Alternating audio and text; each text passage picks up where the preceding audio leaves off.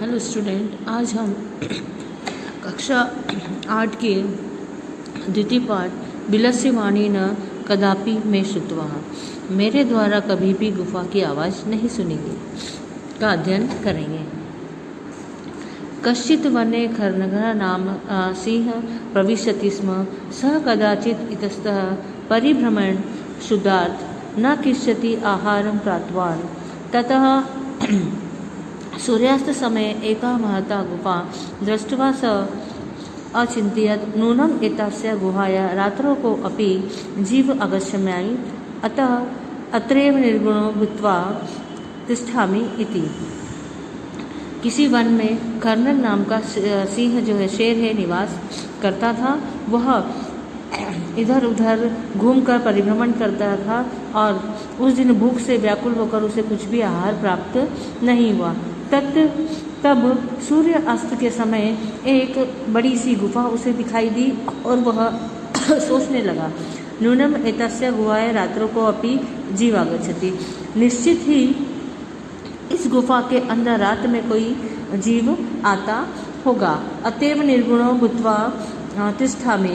अब मैं अतः मैं यहीं पर छिपकर इस गुफा में बैठ जाता हूँ।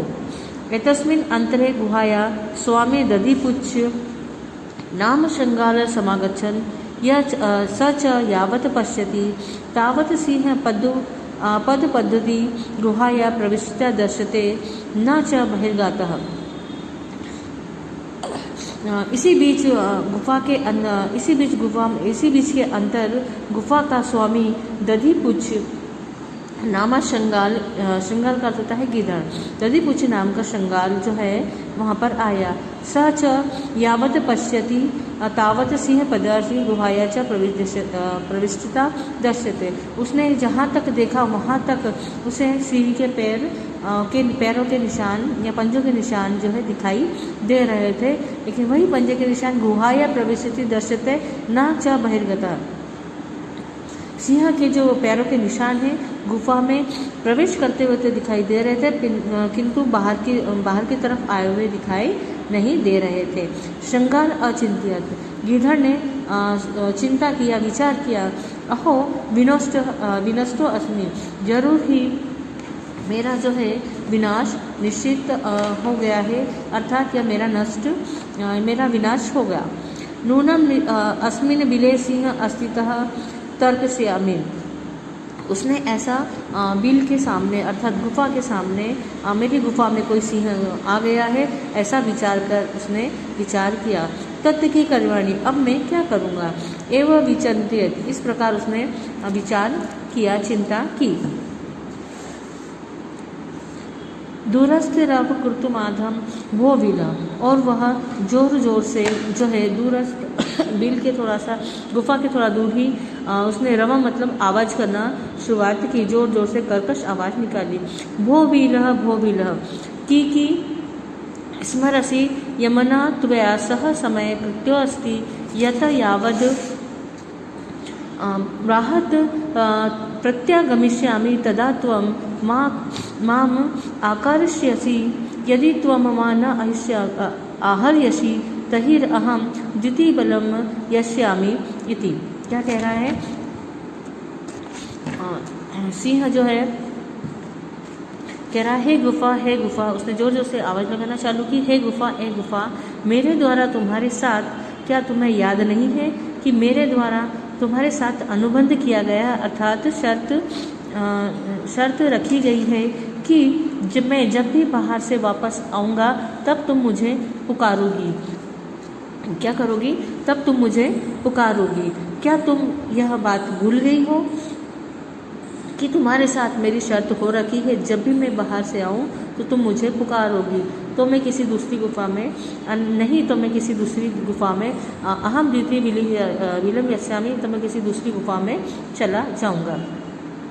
अतः एतस्वा सिंह अचिंत्यत नूनमेषा गुहा स्वामी सदा समाहानम करोति परुत मदभयातना किश्चित वदति।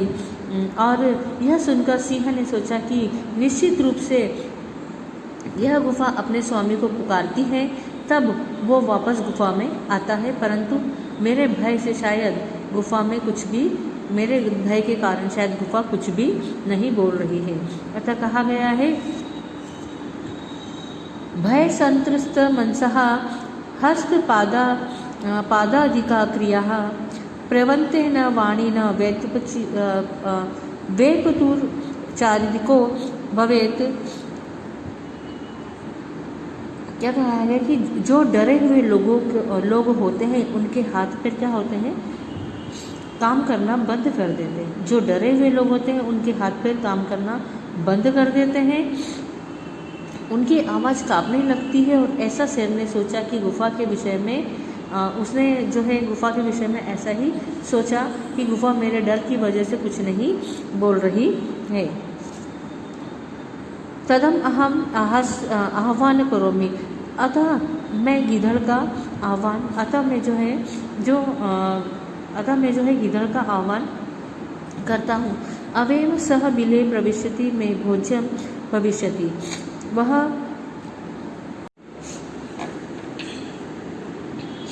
अतः कहा गया है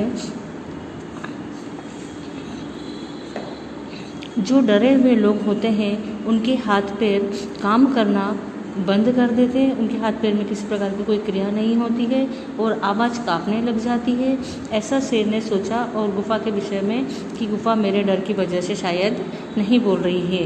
तदम अस्य आह्वान करोमि एवं सबीले प्रविशवि में भोज्य भविष्यति, अतः मैं गिधड़ का आह्वान करता हूँ तो गुफा तो बोल नहीं रही है, अतः मैं ही जो है गिधड़ को आवाज़ लगाता हूँ।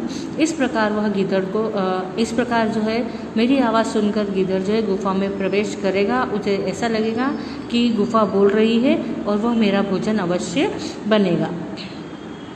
इथे विचारे सिंह सहसा शंगाल आह्वान करोति, यह विचार करके उसने शंगाल अर्थात गिधड़ का आह्वान किया, उसे जोर जोर से पुकारा। सिंह उच्च गर्जना प्रतिध्वनि स गुहा उच्च शंगाल आह्वान, सिंह की उच्च गर्जना से गुफा में प्रतिध्वनि हुई और ऊंची आवाज में गिधड़ को पुकारने लगी।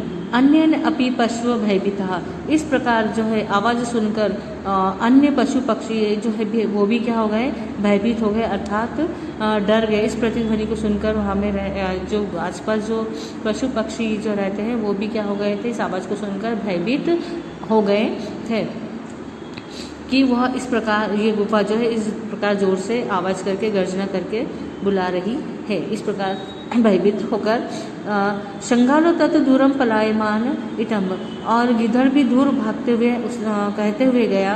क्या कहा, अनागतम यम कुरुते स शोभते स सोच्यते यो न करोत्यागतम वने यत्र संस्तस्य समागता जरा बिलस्य वाणी न कदापि में श्रुत्वा, जो आया नहीं है अर्थात आने वाला है उसका विचार करना, समाधान करना अर्थात उसका हल निकालना, वही होता है वह सुशोभित होता है। अर्थात जो व्यक्ति समस्या आने से पहले ही उसका क्या कर लेता है, समाधान कर लेता है, वह सुखी रहता है। अर्थात जो व्यक्ति समस्या आने से पहले ही समाधान ढूंढ लेता है वह सुखी रहता है। और जो इस प्रकार विचार नहीं करता अर्थात समस्या को नहीं समझता और उसका निराकरण नहीं करता है तो वह दुखी का पात्र होता है अर्थात दोषी होता है। यहाँ इस वन में रहते हुए मैं बूढ़ा हो गया हूँ। क्या कहा गया है, इस वन में रहते हुए मैं बूढ़ा हो गया हूँ पर मैंने कभी भी गुफा की आवाज़ नहीं सुनी। इस प्रकार लास्ट लाइन का अर्थ दिया गया है, बिलस्य वाणी न कदापि में श्रुत्वा, गुफा की वाणी मेरे द्वारा कभी भी नहीं सुनी गई। इस प्रकार यह पाठ का अनुवाद किया गया है। अब आगे के शब्दार्थ आपको बता दिए जाएंगे।